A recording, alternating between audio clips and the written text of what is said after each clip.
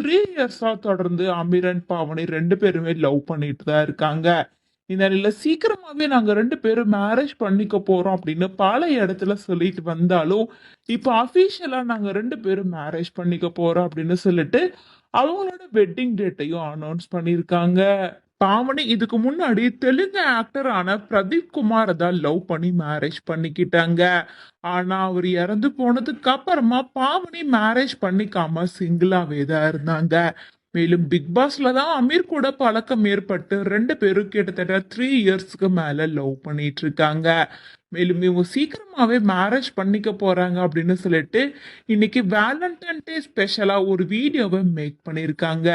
2 பேரும் ஒருத்தர் மேல ஒருத்தர் எவ்வளவு லவ் வச்சிருக்காங்க, அவங்க லைஃப்ல என்னெல்லாம் இந்த 3 இயர்ஸ்ல நடந்திருக்கு அப்படின்னு குட்டியா ஒரு ஸ்டோரி மாதிரி சொல்லி இந்த வீடியோவை கொஞ்ச நேரத்துக்கு முன்னாடி தான் ஷேர் பண்ணியிருக்காங்க.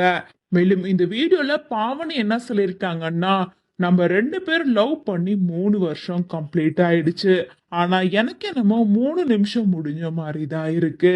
நம்ம மனசுக்கு பிடிச்சவங்க கூட 3 வருஷம் இருந்தாலும் அது 3 நிமிஷம் மாதிரி தான் இருக்கு.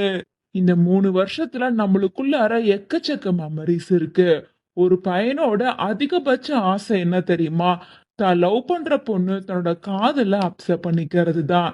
இதை விட மிகப்பெரிய சந்தோஷம் யாருக்கும் இருக்காது.